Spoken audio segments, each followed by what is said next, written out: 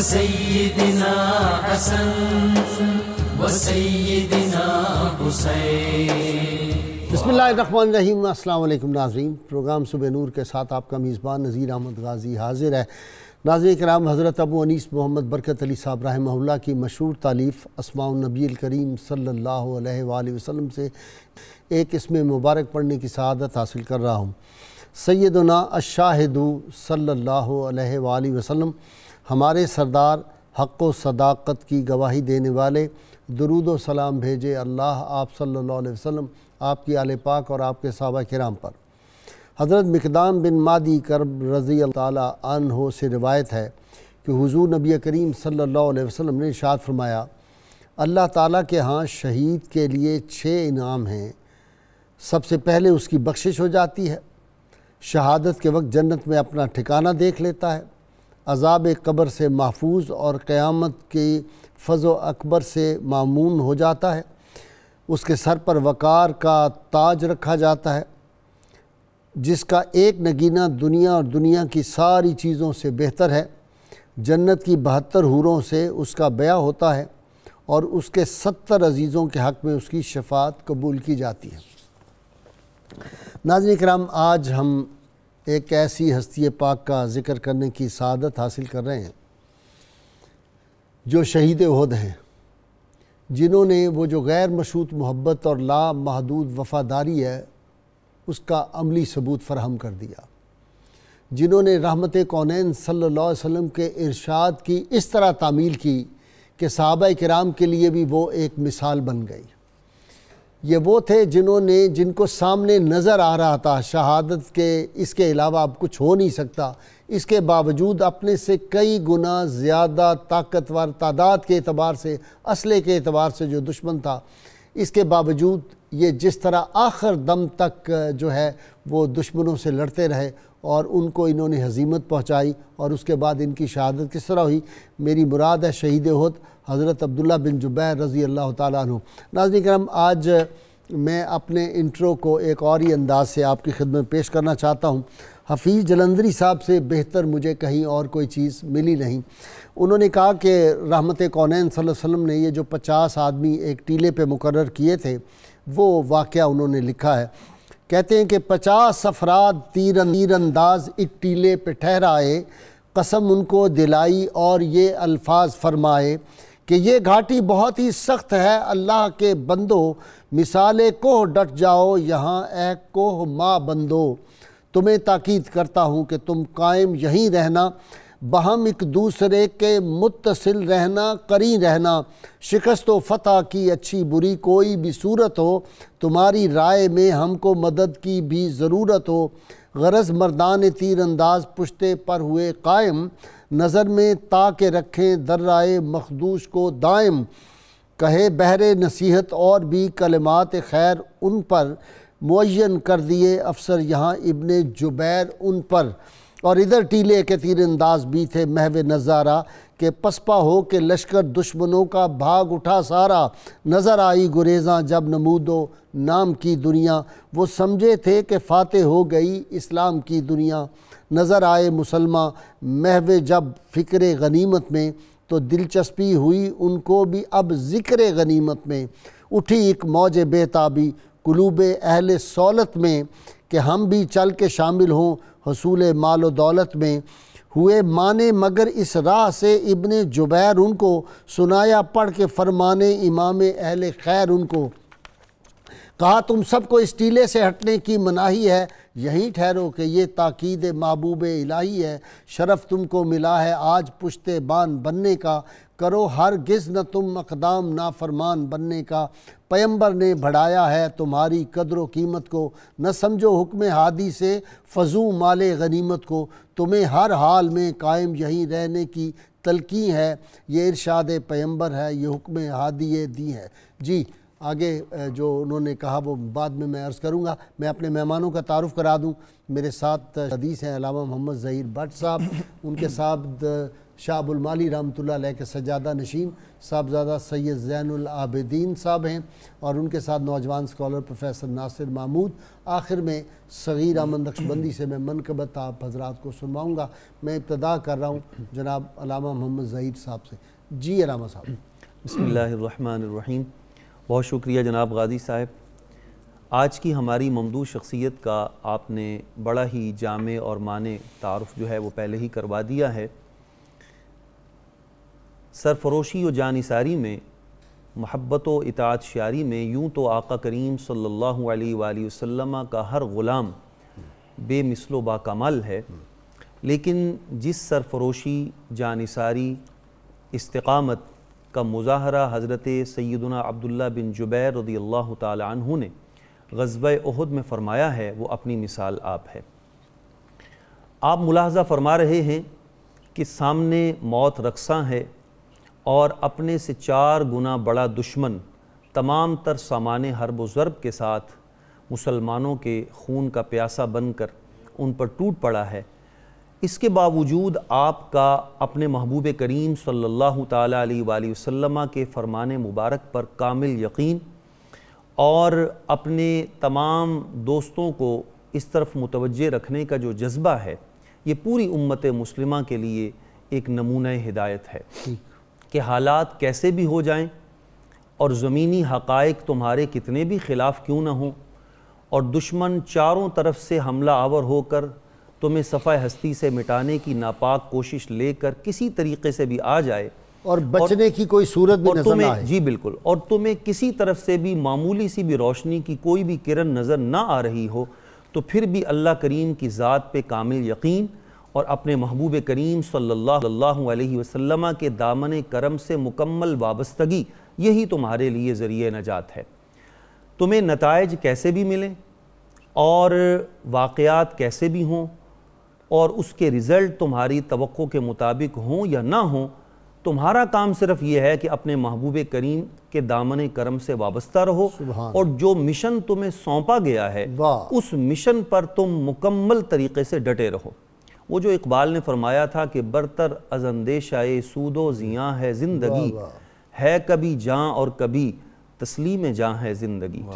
تو زندگی کو اللہ کے راستے میں قربان کر دینا یہ کمال ہے.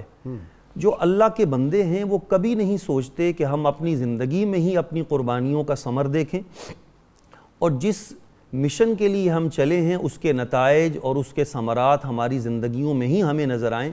نفع نقصان ان کے ہاں ہوتا ہی نہیں، وہ ان کی ڈکشنری میں نہیں ہوتا، کتاب زندگی سے خارج ہوتا ہے.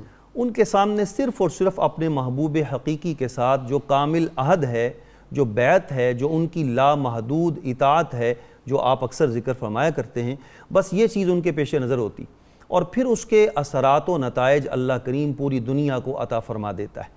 حضرت سیدنا عبداللہ بن جبیر رضی اللہ تعالیٰ عنہ، آپ نے غزوہ احد میں جو بے مثال کارنامہ سر انجام دیا اور اس کی خاطر اپنی جان کی قربانی پیش کی ہے، یہ رہتی دنیا تک سب اہل اسلام کو یہ سبق سکھاتی رہے گی کہ تم نے ہر طرح کے نفع و نقصان کو چھوڑ کر اس سے بالا تر ہو کر تم نے اپنے مشن سے مکمل پختہ رہنا ہے. اچھا جی سید صاحب، ایک اس سے یہ بھی پتہ چلتا ہے ہمیں، خاص سیدنا عبداللہ بن جبیر ان کے ساتھیوں کی وہاں جو شہادت ہوئی ہے، کہ حکم مصطفیٰ صلی اللہ علیہ وسلم جو ہے اس پہ اپنی عقل نہیں استعمال کرنی، یا اس کے کوئی اپنی طرف سے کوئی مطالب نہیں، ہم نے تشریح اپنی مرضی کی نہیں کرنی.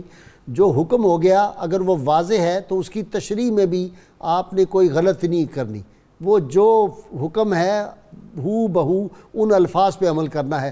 اگر نہیں کریں گے تو ہمیں اس سے یہ بھی سبق ملتا ہے کہ صحابہ بھی اگر ان سے بھی کوئی عدم توجہ ہو جائے تو اس کا کتنا بڑا نقصان ہوتا ہے. اس واقعہ سے ہمیں پتہ چلتا ہے کہ نہیں، کوئی عقل کا گھوڑا نہیں دوڑانا.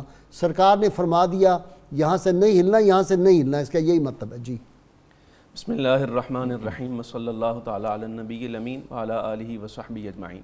غازی صاحب، آپ کی بات کا جواب دینے کے لیے مجھے کچھ تھوڑی سی تمہید کی اجازت دیں، بالکل قرآن عزیز نے مہاجرین و انصار کی اجتماعی تعریف بڑی خوبصورت انداز میں فرمائی ہے۔ ارشاد باری ہے، رب العالمین جل وعلا نے ارشاد فرمایا والذین آمنوا وہاجروا وجاہدوا فی سبیل اللہ والذین آووا ونصروا اولئک هم المؤمنون حقا۔ واہ، قرآن عزیز فرماتا ہے وہ لوگ جو ایمان لائے اور ہجرت کی اور رضائے الہی کے لیے راہ خدا میں جہاد کیا، یہ پہلا گروہ مہاجرین کا آ گیا۔ اور آگے ارشاد فرمایا والذین آووا، اور دوسری جماعت ان کی جنہوں نے رہنے کے لیے گھر دیے، وَنَصَرُوا، اور محبوب کریم علیہ السلام کی مدد کی۔ رب تعالیٰ فرماتا ہے اولئک هم المؤمنون حقا، یہی لوگ سچے ایمان والے ہیں۔ مہاجرین و انصار دونوں کی تعریف، سرٹیفکیٹ مل گیا ان کو۔ لہم مغفرۃ ورزق کریم، اللہ تبارک و تعالیٰ کی طرف سے ان کے لیے مغفرت بھی ہے اور رزق کریم بھی ہے۔ پھر اسی طرح جس بات کی طرف آپ نے اشارہ فرمایا، یہ قیادت کی اطاعت کی اہمیت ہے۔ واہ، یہ جو سبحان اللہ، بے توجہی ہوئی، اس میں بہت ساری حکمتیں تھیں رب العالمین کی، ان میں سے ایک کی طرف آپ نے اشارہ کیا۔ اللہ تبارک و تعالیٰ جل وعلا نے پھر واضح الفاظ کے اندر قرآن عزیز کی نص کی صورت میں اس کو ظاہر فرمایا، یا ایہا الذین آمنوا اطیعوا اللہ واطیعوا الرسول واولی الامر منکم، اے ایمان والو اللہ کی اطاعت کرو اور رسول کی اطاعت کرو، اور تم میں جو حکم والے ہیں یعنی جن کو اتھارٹی دی گئی ہے ان کی بھی اطاعت کرو۔ فَإِن تَنَازَعْتُمْ فِي شَيْءٍ، اگر تمہارا آپس میں اختلاف ہو جائے کسی معاملے میں، فَرُدُّوهُ إِلَى اللَّهِ وَالرَّسُولِ، اس معاملے کو اللہ اور اس کے رسول کی طرف لوٹاؤ۔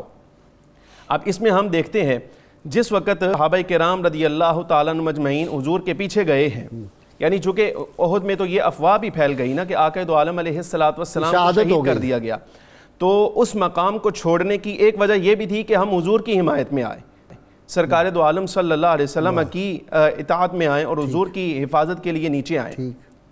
تو وہاں حضرت عبداللہ بن جبیر رضی اللہ تعالیٰ عنہ حضور اکرم صلی اللہ علیہ وسلم کا حکم یاد دلا رہے ہیں، یہی ہے عملی اقدام، فَإِن تَنَازَعْتُمْ فِي شَيْءٍ فَرُدُّوهُ إِلَى اللَّهِ وَالرَّسُولِ، اللہ اور اس کے رسول کی طرف اس معاملے کو لوٹاؤ اور وہاں سے جو فیصلہ آ جائے پھر اس پر عمل کرو۔ اور میرے نزدیک واقعہ احد کو اگر پڑھنا ہو تو قرآن عزیز احادیث مبارکہ بھی ہیں، تشریحات بھی ہیں، لیکن سب سے پہلے قرآن عزیز کا صحیح پورا مطالعہ کیا جائے تو پتہ چل جائے گا کہ اس واقعہ میں، اس آزمائش میں حکمتیں کیا ہیں۔ قرآن عزیز نے بڑے واضح لفظوں کے اندر ایک حکمت یہ بھی ارشاد فرمائی تھی، وَمَا أَصَابَكُم مِّن مُّصِيبَةٍ إِلَّا بِإِذْنِ اللَّهِ فَبِإِذْنِ اللَّهِ، تمہیں جو مصیبت آئی ہے یہ اللہ کے حکم سے ضرور ہے، لیکن یہ یاد رکھنا کیوں آئی؟ فرمایا اس لیے تاکہ اللہ تبارک و تعالیٰ ظاہر کر دے ایمان والے کون ہیں، وَلِيَعْلَمَ الَّذِينَ نَافَقُوا، اور اللہ یہ بھی ظاہر فرما دے کہ منافقین کون ہیں۔ اب ہوا یہ مدینہ منورہ کے اندر دیکھا جائے تو تین قسم کی اقوام بستی ہیں، کامل ایمان والے اور پکے کافر، اور درمیان میں ایک کیٹیگری ہے جن کو کہا جاتا ہے منافق، زبان سے کلمہ پڑھتے ہیں، عبداللہ بن ابی کی جو جماعت ہے، جی زبان سے کلمہ پڑھتے ہیں لیکن دل میں کفر رکھتے ہیں۔ دراصل ان کو ظاہر کرنے ہوا یہ جس وقت یہ آزمائش ہو چکی تو اللہ تبارک و تعالیٰ جل وعلا نے اہل ایمان کو مخاطب کیا۔ حضور اکرم صلی اللہ علیہ وسلم کے لیے تو کوئی دقت نہیں ہے منافقین کو پہچاننے میں، فَلَتَعْرِفَنَّهُمْ بِسِيمَاهُمْ وَلَتَعْرِفَنَّهُمْ فِي لَحْنِ الْقَوْلِ، اے محبوب کریم صلی اللہ علیہ وسلم جن کے دلوں میں مرض ہے جب آپ کے سامنے آتے ہیں آپ تو چہروں سے بھی پہچان لیتے ہیں اور زبان کلام کے انداز سے بھی پہچان لیتے ہیں، لیکن مسئلہ یہ ہے اصحاب کیسے پہچانیں گے کہ عبداللہ بن ابی جو ہے یہ کبھی بھی دین اسلام کا اور اس کی پوری جماعت یہ دین اسلام کے حمایتی نہیں ہے۔ تو اس کی طرف اشارہ جب یہ آزمائش ہو چکی، صحابہ کرام علیہم الرضوان، سید الشہداء اور اکابر اصحاب جس وقت شہید ہوئے، تو پھر یہی وہ منافقین ہیں جو ان ایمان والوں سے آ کر کہہ رہے ہیں اگر تم ہماری بات کو مان لیتے نا تو تم بھی مرتے نا، تم بھی شہید نہ ہوتے۔ تو یہ جو کلام کرنے کا انداز تھا ظاہر ہے یہ اس آزمائش کے بعد ہی ہو سکتا تھا کہ ان منافقین کی اندر جو کچھ ہے وہ باہر آئے، تو اللہ تبارک و تعالیٰ نے ان منافقوں کو ظاہر کرنے کے لیے صحابہ کرام علیہم الرضوان کو اس آزمائش سے دوچار کیا۔ اور بھی بہت ساری اس میں حکمتیں تھیں، قیادت کی اطاعت آ گئی، اور پھر ایک چیز یہ بھی تھی، دیکھو یہ ابھی تمہاری جنگی مشقیں ہیں، بدر بھی کامیابی ہے، کامیابی کے ساتھ تم نے مشق کر لی، احد بھی تم کامیابی کے ساتھ مشق کر لو، آگے تم نے خندق دیکھنا ہے، پھر حدیبیہ کا مرحلہ ہے، فتح خیبر ہے، فتح مکہ ہے، تبوک ہے، یعنی تم نے فتح ایران عراق کہاں تک جانا ہے, تم نے پوری زمین پر اللہ تبارک و تعالیٰ کے دین کو پھیلانا ہے, لیکن ان سب میں تمہارے لیے آزمائش ہوگی اور تمہیں اس پر صبر کرنا پڑے گا. یہ یہاں مشق کروا دی, اور یہاں مشق یہ بھی کروا دی کہ جو قیادت ہے اس کا حکم جو ہے جی بالکل وہ ماننا ہے. پھر قیادت کا حکم مانا, جرنیل کو سپاہی بنا دیا, اس نے بالکل کوئی بات نہیں کی. جی آپ کی طرف آتے ہیں. بسم اللہ الرحمن الرحیم. غازی صاحب قبلہ, سیدنا عبداللہ بن جبیر رضی اللہ تعالیٰ عنہ نوجوانی کی عمر میں شہید ہو گئے. آپ کی 33 سال کی عمر تھی. آپ اور آپ کا سارا خاندان, آپ کے ایک بھائی تھے خوات بن جبیر رضی اللہ تعالیٰ عنہ, ساری زندگی لمبی عمر پائی تھی انہوں نے, آخر میں وفات پانے والے صحابہ میں ہیں. ہر غزوہ میں حضور کے ساتھ رہے اور قربانیوں کی ایک داستان ہے یہ حضرت عبداللہ بن جبیر بھی. اللہ نے ان کو کیا کیا فضائل عطا کی ہے اس تھوڑی سی عمر میں, اگر کوئی غور کرے تو یہ احد من السابقین الاولین, سابقین الاولین میں سے ہیں, حضور کے بدری صحابہ میں سے ہیں, حضور کے انصار صحابہ میں سے ہیں. اچھا, ان ایک ایک فضیلت کا آپ ذکر کریں تو ایک ایک پورا پروگرام اس کے لیے چاہیے کہ حضور سرور دو عالم صلی اللہ علیہ وآلہ وسلم نے بدر کے صحابہ جو بدر میں شریک ہوئے تھے, آئے شہید تو احد میں ہوئے لیکن بدر میں بھی بھرپور مجاہد تھے اور تیر انداز تھے. رسول اللہ صلی اللہ علیہ وآلہ وسلم کو تیر اندازی سے محبت تھی. جنگ کے دوران جتنی بھی چیزیں استعمال ہوتی تھیں میرے آقا کو تیر اندازی بہت پسند تھی. حضور نبی کریم صلی اللہ علیہ وآلہ وسلم ان کا نشانہ بھی بڑا زبردست, بہت زبردست تھا, اسی لیے تو ان کا سردار بنایا تھا نا. جو 50 تیر انداز تھے وہ سارے کے سارے ماہر تیر انداز تھے, اور ان پر پھر جب ان کا ہیڈ بنایا تو یقیناً ان کی خوبی تھی. حضور سرور دو عالم صلی اللہ علیہ وآلہ وسلم فرماتے تھے کہ ایک تیر کی وجہ سے 3 لوگ جنت میں چلے جائیں گے. ایک تیر بنانے والا جو اللہ کی خاطر بناتا ہے, ایک تیر چلانے والا, اور ایک تیر پکڑانے والا جو تیر پکڑاتا ہے وہ بھی جنت میں جائے گا. حضور علیہ السلام اپنے صحابہ کو تیر اندازی سکھاتے. میں یہ بات بتانا چاہتا ہوں کہ ماہر تیر انداز ہونا کتنی اہم بات ہے. حضور علیہ السلام نے ایک بار دیکھا صحابہ آپس میں تیر اندازی کر رہے تو حضور علیہ السلام پاس آئے. امام بخاری نے اس حدیث کو روایت کیا. حضور علیہ السلام نے فرمایا چلو تم تیر اندازی کرو, میں ان بنی فلاں کی طرف میں بھی ہوں, ان کے ساتھ میں مل کے آپ لوگوں کے ساتھ مقابلہ کرتا ہوں. جب حضور نبی کریم صلی اللہ علیہ وآلہ وسلم نے ایک جماعت کو اپنی حمایت اور دوسروں کے ساتھ مقابلے کا کہہ دیا تو دوسری طرف والے اپنے تیر رکھ کے بیٹھ گئے. آقا نے پوچھا کیوں بھائی تم کیوں نہیں مقابلے میں آتے؟ انہوں نے کہا یا رسول اللہ ایک طرف آپ آگے تو ہم نے خاک مقابلہ کرنا ہے, آپ کا مقابلہ تو ہم نہیں کریں گے. میرے آقا نے فرمایا میں تم سب کے ساتھ ہوں, فرمایا میں تم سے محبت کرتا ہوں. اچھا آپ کو معلوم ہوگا یقیناً کہ ہمارے جو سلطان بشیر صاحب ہیں نا ایٹمی سائنسدان, جی انہوں نے اپنی جو سیرت کی کتاب ہے اس میں انہوں نے لکھا, ان کی ریسرچ یہ ہے کہ آپ صلی اللہ علیہ وسلم عصر سے مغرب کے درمیان جو تھے وہ جاتے تھے, تیر اندازی بھی سکھاتے تھے, اور جو لوگ تیر بناتے تھے تلواریں بناتے تھے ان کے وہاں جا کے بھی آپ معائنہ فرماتے تھے کہ یہ اسلحہ کیسا بن رہا ہے, کس لیول کا ہے. اللہ رب العزت کا حکم تھا اعوذ باللہ من الشیطان الرجیم وَأَعِدُّوا لَهُمْ مَا اسْتَطَعْتُم مِّن قُوَّةٍ وَمِن رِّبَاطِ الْخَيْلِ تُرْهِبُونَ بِهِ عَدُوَّ اللَّهِ وَعَدُوَّكُمْ, اے لوگو تیار کرو تم قوت اور بندے ہوئے گھوڑے. حضور علیہ السلام سے پوچھا یا رسول اللہ یہ قوت کیا ہے؟ آقا نے فرمایا الا ان القوت الرماح, فرمایا خبردار قوت یہ تیر اندازی ہے. یہ تیر چونکہ دور جا کے مار کرتا ہے اور مارنے والا بھی محفوظ رہتا ہے. یہ تیر ہی ہے جو میزائل ہے. جی اب جو ڈرون ہے سارے یہ اسی کی شکل ہے. مزید اس کی مسلمانوں کو اس طرف آنا چاہیے. اب حضرت عبداللہ بن جبیر رضی اللہ تعالیٰ عنہ ماہر تیر انداز, رسول اللہ کو کتنے پیارے ہوں گے. پھر انصار میں ہونے سے حضور علیہ السلام نے اللہ کی قسم اٹھائی ایک بار 3 بار, فرمایا واللہ لانتم احب الیہ, اے میرے انصار صحابہ 3 بار فرمایا کہ تم مجھے سب سے زیادہ محبوب تم لوگ ہو.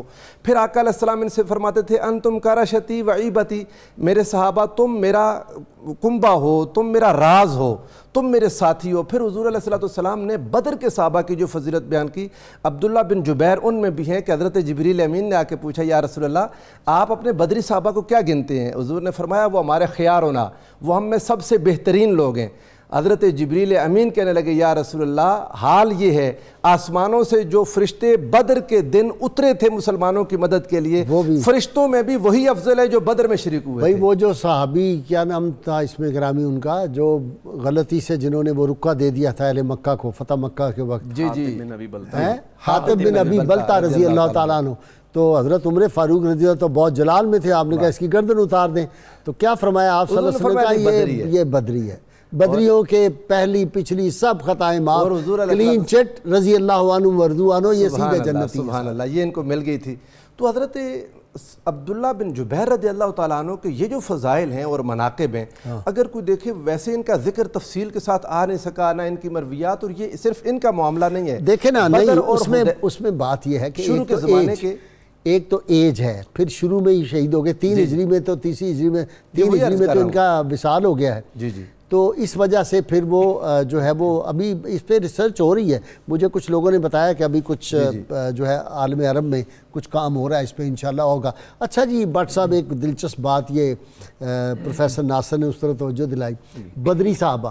حضرت سعد بن ابی وقاص کا وصال پاک سے کچھ دیر پہلے آپ نے اپنے بیٹوں کو بلایا.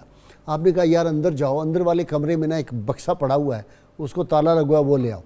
تو آپ کے جو بیٹے تھے وہ بڑے خوش ہوئے. انہوں نے کہا کہ ایران کو فتح کرنے والے ہمارے والد جو ہیں فاتح ایران، تو اس کا مطلب ہے کہ وہاں سے بہت مال و دولت آپ کو پتہ ہے ملا تھا. تو انہوں نے کہا اس میں بڑا زبردست کوئی ہوگا.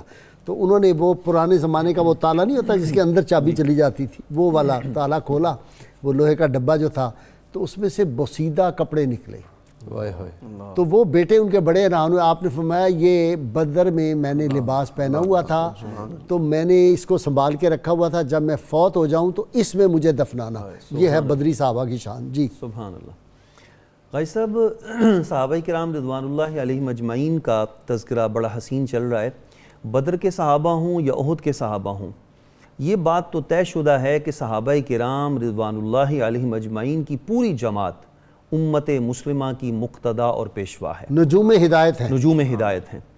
اور ان میں سے ہر فرد، چاہے اس نے میدان جنگ میں کسی طرح کا بھی کردار ادا کیا ہے یا نہ کیا ہو، یا گیا ہی نہ ہو میدان جنگ، حاضر بھی نہیں ہوا، تو اللہ تبارک و تعالیٰ نے اور اللہ کے محبوب علیہ السلام نے ان کو جو سندات اعزازات عطا فرما دیے ہیں وہ اتنے بڑے ہیں کہ ان کی عدم پوری امت کے اغوا، سکتاب، صلحاء سب جمع ہو جائیں، وہ ان کی گرد راہ کو بھی نہیں صحابی کے برابر نہیں پہنچ. بلکہ بزرگ تو فرماتے ہیں کہ صحابی نے جو حضور علیہ السلام کے ساتھ مل کر جہاد کیا، جس گھوڑے پر بیٹھ کے، اس گھوڑے کی ناک میں جو گرد و غبار پھنس گئی ہے، سب لوگ اس گرد و غبار کے برابر بھی نہیں ہو سکتے. لا رہب. تو صحابہ کرام علیہم الرضوان کے حوالے سے جب غزوہ احد کا تذکرہ ہوتا ہے تو شیطان یہ وسوسے دل میں ڈالتا ہے کہ صحابہ کرام علیہم الرضوان نے اس موقع پر آقا علیہ السلام کے حکم کو نعوذ باللہ پس پش ڈال دیا. آئیے قرآن مجید فرقان حمید سے ہم اس کا مطالعہ کرتے ہیں کہ کیا صحابہ کرام علیہم الرضوان نے واقعی یہ آقا علیہ السلام کا حکم قصداً پس پش ڈالا ہے، یا ان کی نیت خدا نہ خواستہ، یا نعوذ باللہ ان کی نیت کوئی دنیا کا مال طلب کرنا تھا. قرآن مجید فرقان حمید کی ایک آیہ مبارکہ اللہ تبارک و تعالی نے ذکر فرمایا، اذ ہمت طائفتان منکم ان تفشلا واللہ ولیہما. یہ آیہ مبارکہ غزوہ بدر کے حوالے سے ہے، اور اس میں اللہ تبارک و تعالی 2 گروہوں کا ذکر فرما رہا ہے کہ جب ان 2 گروہوں نے بھی ارادہ کیا کہ وہ تھوڑی سی کم ہمتی دکھائیں، آگے اللہ کریم فرماتا ہے واللہ ولیہما، اور اللہ تعالیٰ ہی ان کی دستگیری فرمانے والا ہے. حضرت سیدنا جابر رضی اللہ عنہ فرماتے ہیں کہ یہ آیہ مبارکہ ہمارے بارے میں نازل ہوئی ہے کہ جب ہم نے بھی ارادہ کیا تھا کہ ذرا جنگ سے ہم پیچھے رہ جائیں، غزوہ سے پیچھے رہ جائیں، تو اس میں اللہ تبارک و تعالیٰ نے ہماری کم ہمتی کا ذکر بھی فرمایا ہے، لیکن ساتھ ہی واللہ ولیہما فرما کر اپنی دستگیری کا انعام بھی ہمیں عطا فرما دیا ہے. یہ اللہ تبارک و تعالیٰ کی شان ہے کہ وہ اپنے محبوب کے غلاموں کو بتقاضۂ بشریت ان سے جو عدم توجہ یا کچھ بھی سرزد ہوتا ہے اس پر ان کی نہ تو مذمت فرماتا ہے، نہ کوئی تنقید فرماتا ہے، نہ ہی ان کی شان میں کوئی ایسے کلمات خود ذکر فرماتا ہے کہ قیامت تک کے لیے کسی بھی شخص کو کچھ کہنے کی جسارت بھی ہو سکے.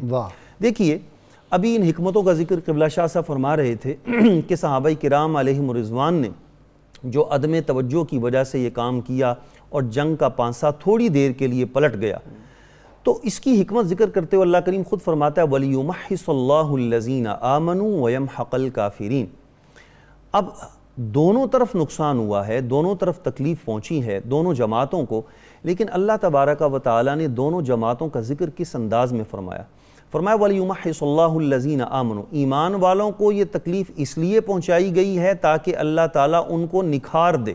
وَيَمْحَقَ الْكَافِرِينَ. اور کافروں کو اس لیے پہنچی ہے کہ اللہ تعالیٰ ان کو مٹا دے.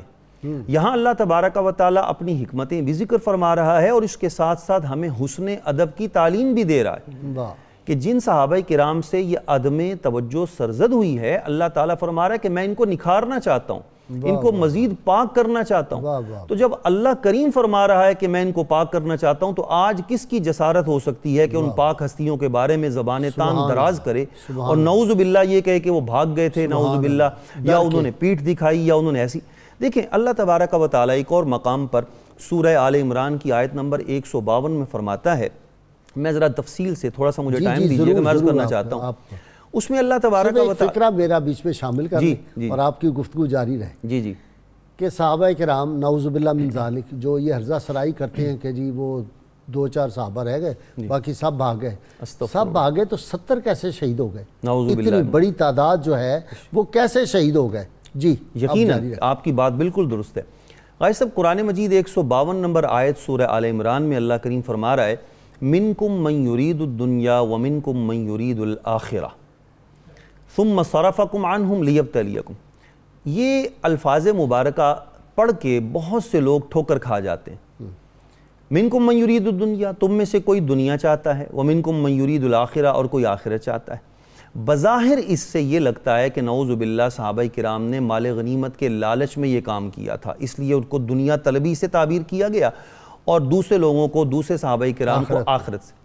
اب میں ایک مثال قرآن مجید سے دینا چاہتا ہوں کہ ایک ہی طرح کے الفاظ ہیں، قرآن پاک 2 جماعتوں کے بارے میں فرما رہا ہے، لیکن ایک جماعت کے بارے میں مطلب کچھ اور ہے، دوسری جماعت کے بارے میں مطلب کچھ اور بنتا ہے۔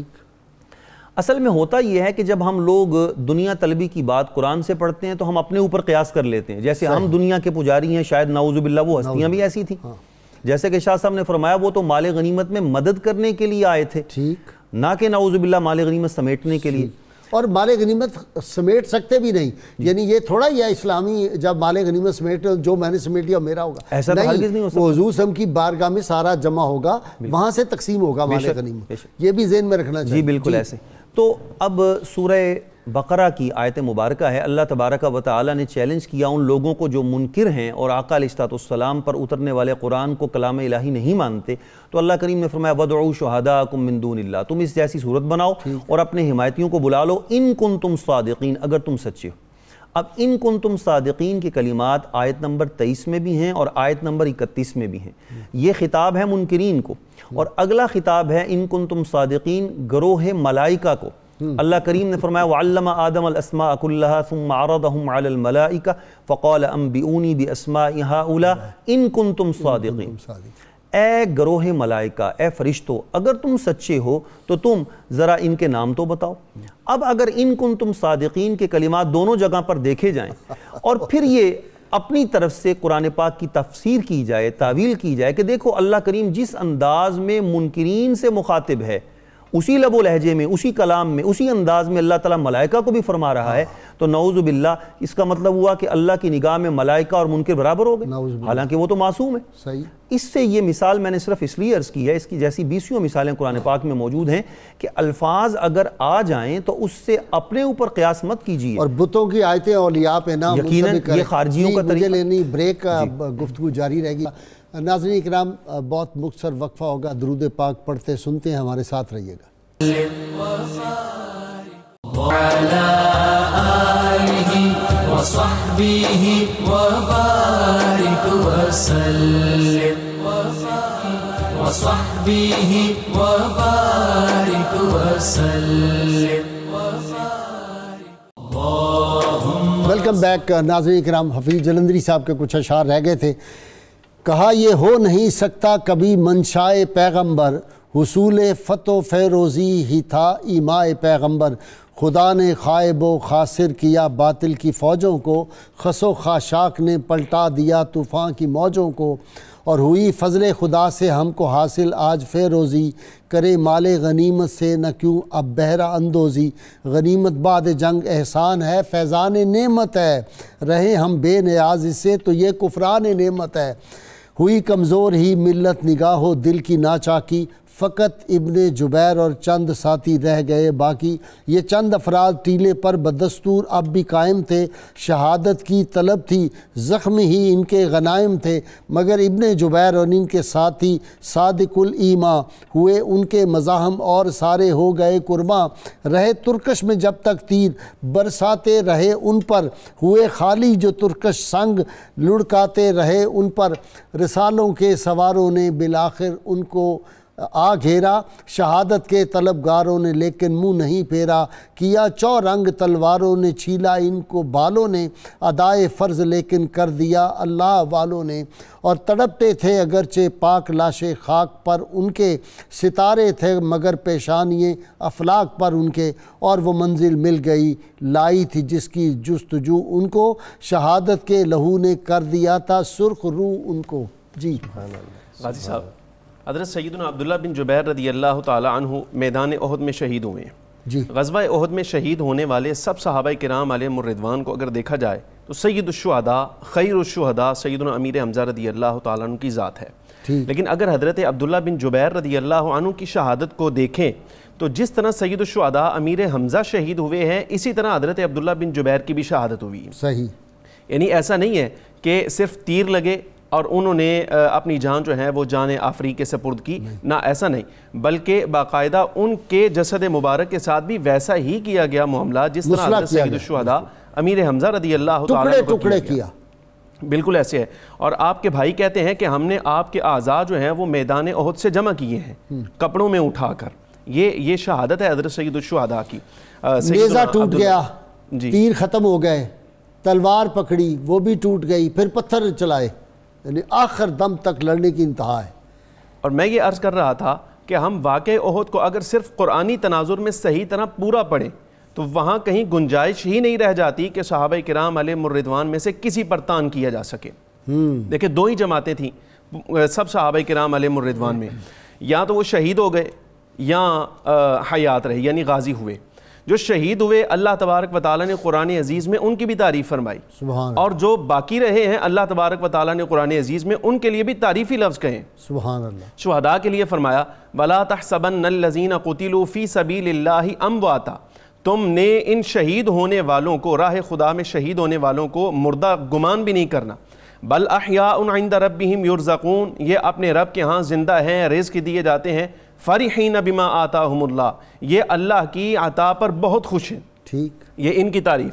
اور اگلی جماعت جو پیچھے باقی رہے ہیں ان کے لیے قرآن عزیز کہتا ہے الذین استجابوا للہ والرسول من بعد ما اصابہم القرح، وہ لوگ جنہوں نے اللہ اور اس کے رسول کے حکم کو قبول کیا بعد اس کے کہ ان کو زخم آئے ہوئے تھے۔ واہ واہ واہ واہ۔ للذین احسنوا منہم واتقوا اجر عظیم، جن لوگوں نے نیکی کی ہے ان کے لیے اور انہوں نے تقوی اختیار کیا، اللہ تبارک و تعالیٰ فرماتا ہے ان کے لیے اجر عظیم ہے۔ اب قرآن عزیز تو ان کی تعریف کر رہا ہے، اور یہاں جو ہے وہ مثال کے طور پہ جن کو آپ نے دانشور کہا ہے وہ ان پر جرا کریں یا ان کے بارے میں ایسے الفاظ کہیں جو قرآن عزیز خود پسند نہیں کرتا۔ ٹھیک، اب یہ معاملہ تو راہ خدا میں تھا اور اللہ اور اس کے رسول کے ساتھ تھا، سب سے پہلے تو حق یہ بنتا تھا اللہ تبارک و تعالیٰ جل وعلا ان کو ڈانٹتا یا زجر فرماتا۔ ٹھیک، حضور اکرم صلی اللہ علیہ وسلم زجر فرماتے، سب سے زیادہ معاملہ تو ان کا ہے نا، لیکن سرکار بھی تعریف فرمائیں اور پھر اللہ تبارک و تعالیٰ خود آیات قرآنیہ میں ان کی تعریف فرمائے، تو پھر کسی اور کو کیا حق ہے کہ وہ ان کے اوپر جرا کرے کسی بھی قسم کی۔ اب یہ آزمائش تھی، قرآن عزیز نے ان کے بارے میں فرمایا إِن يَمْسَسْكُمْ قَرْحٌ فَقَدْ مَسَّ الْقَوْمَ قَرْحٌ مِثْلُهُ وَتِلْكَ الْأَيَّامُ نُدَاوِلُهَا بَيْنَ النَّاسِ، آج تمہیں زخم پہنچے ہیں تو اس سے پہلے قوم کو تمہاری طرف سے بھی زخم پہنچے تھے اسی طرح، اور یہ دن ہے، یہ ایام ہیں جنہیں اللہ تبارک و تعالیٰ بدلتا رہتا ہے۔ تو یہ فرمایا دیکھو تم نے آگے جنگوں میں شرکت کرنی ہے، ہمیشہ اس بات کو پیش نظر رکھنا جذبہ شہادت، رب العالمین کی رضا اور آزمائش اور تکلیف پر صبر تمہارے پیش نظر رہنا چاہیے، اس لیے کہ اگر یہ چیزیں تمہارے پیش نظر رہیں، رضائے الہی رہی، تو اللہ تبارک و تعالیٰ ہر مارکے میں تمہیں کامیابیاں عطا فرمائے گا۔ ٹھیک، جذبہ شہادت بھی سکھایا گیا۔ ام حسبتم ان تدخلوا الجنۃ ولما یعلم اللہ الذین جاہدوا منکم ویعلم الصابرین، تمہارا انجام جو ہے وہ جنت ہے، لیکن اس جنت تک جانے سے پہلے اللہ تبارک و تعالیٰ اس کائنات میں تمہاری شان کو واضح کر دے گا کہ تم راہ خدا میں لڑنے والے تھے, تم صبر کرنے والے تھے.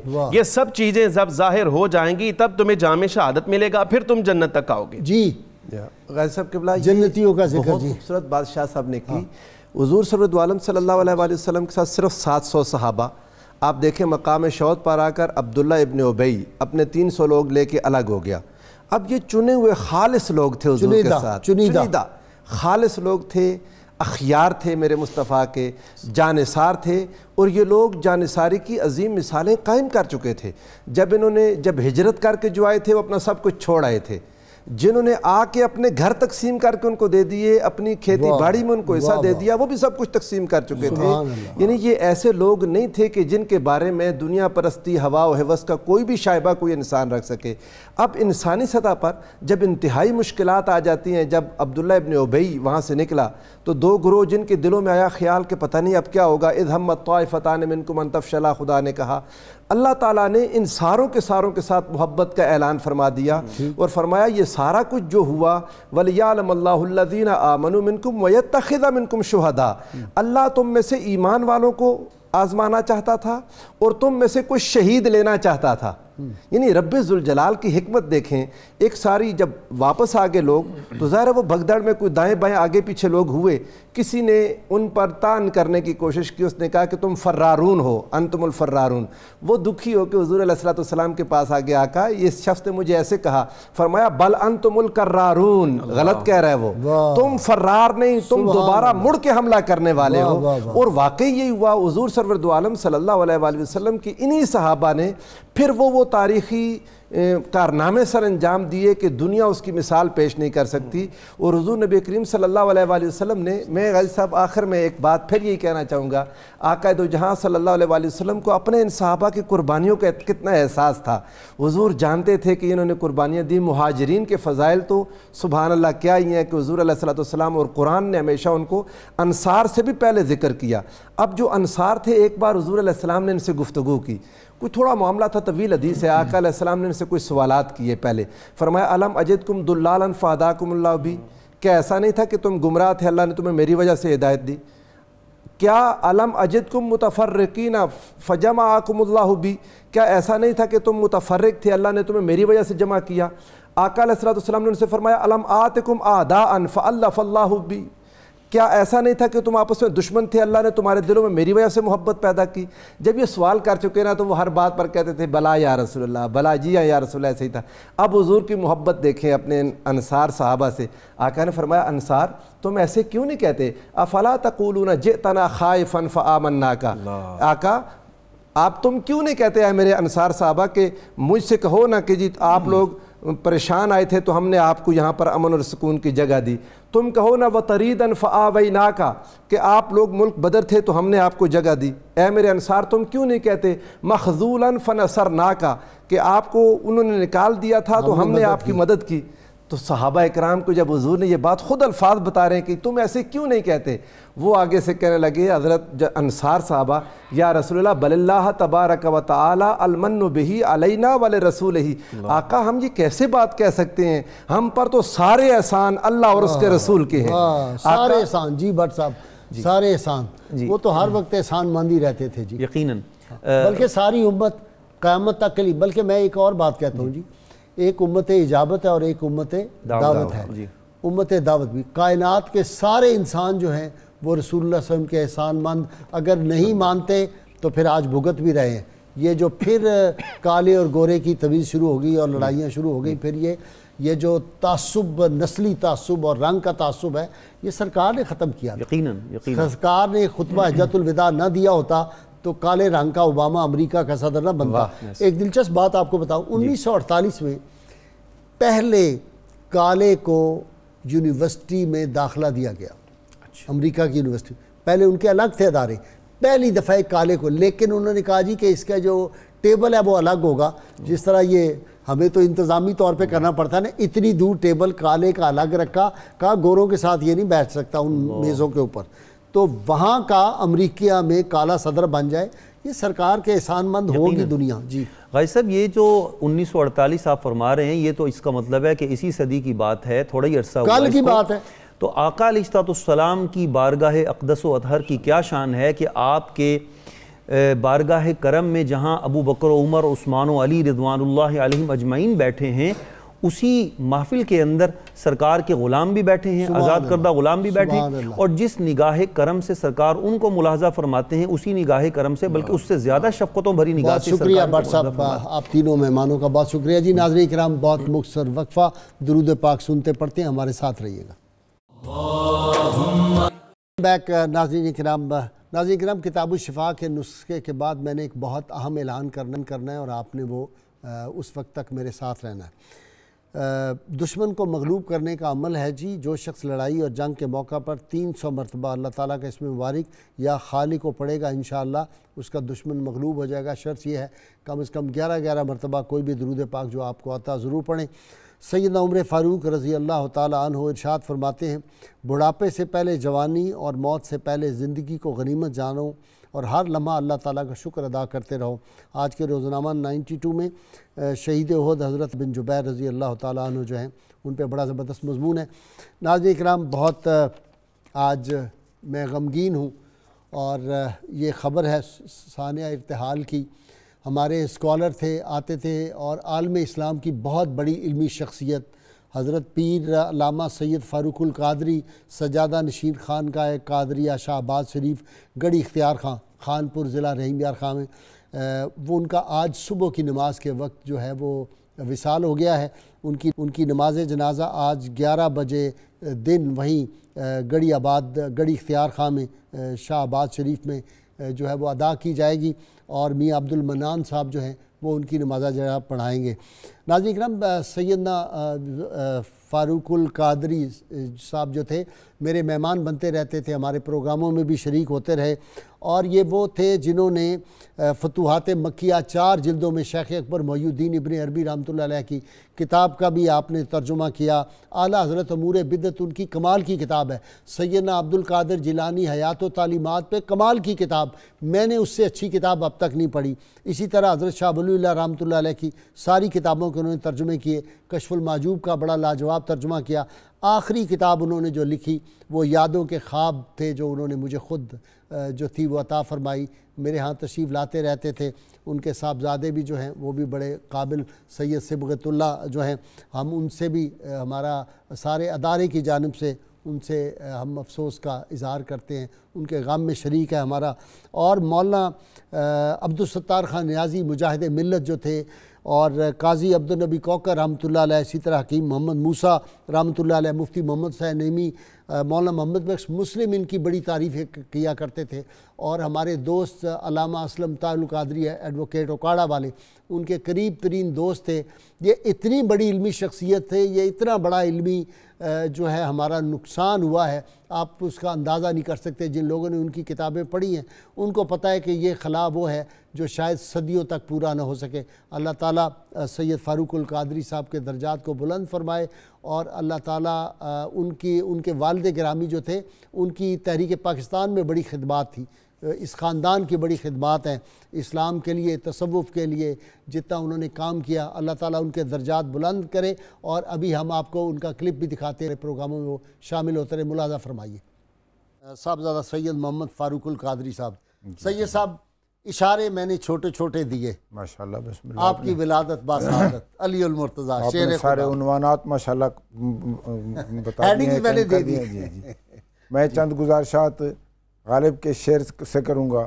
غالب ندیم دوست سے آتی ہے بو دوست، مشغول حق ہوں بندگی بو تراب میں. واہ واہ واہ واہ. میں اس سے شروع کروں گا. واہ واہ واہ. تو ویسے تو امام احمد بن حنبل نے یہ فرمایا کہ فضائل کے بارے میں جتنی صحیح حدیثیں علی المرتضیٰ کے بارے میں ہمیں معلوم ہوئی ہیں کسی کے بارے میں نہیں ہوئی معلوم. سب سے زیادہ فضائل کی حدیثیں حضرت علی مرتضیٰ کے حق میں ہوئی ہیں. ٹھیک.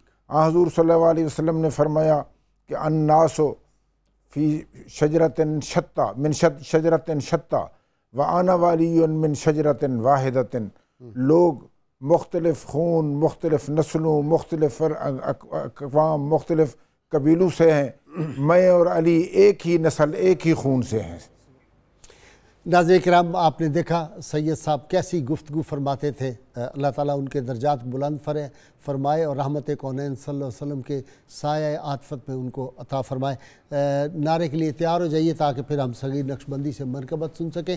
پاکستان کا مطلب کیا؟ لا الہ الا اللہ محمد رسول اللہ صلی اللہ علیہ وآلہ وسلم۔ جی صغیر۔ عبداللہ بن جبیر کو رحمت عطا ہوئی، عبداللہ بن جبیر کو رحمت عطا ہوئی، سرکار دو جہان کی قربت عطا ہوئی، سرکار دو جہان کی قربت عطا ہوئی، اور حکم رسول آپ نے مانا بصدق کے دل،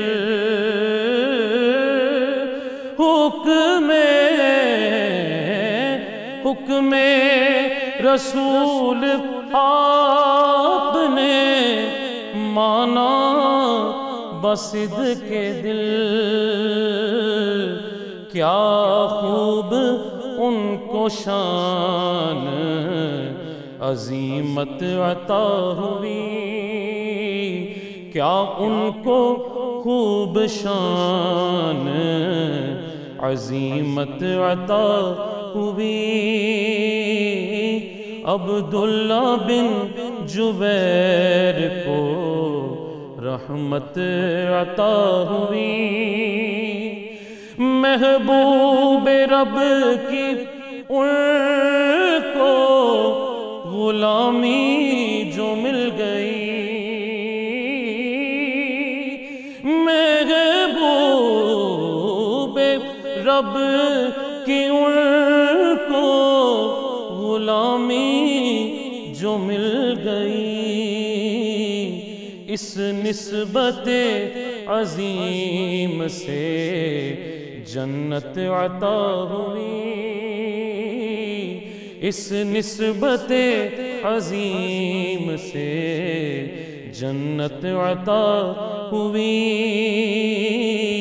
عبداللہ بن جبیر کو رحمت عطا ہوئی، عبداللہ بن جبیر پر لاکھوں سلام ہو، عبداللہ بن جبیر پر لاکھوں سلام ہو، ساجد احد میں جن کو شہادت عطا ہوئی، ساجد احد میں جن کو شہادت عطا ہوئی، عبداللہ بن جبیر کو رحمت عطا ہوئی، سرکار دو جہان کی قربت عطا ہوئی، عبداللہ بن جبیر کو رحمت عطا ہوئی۔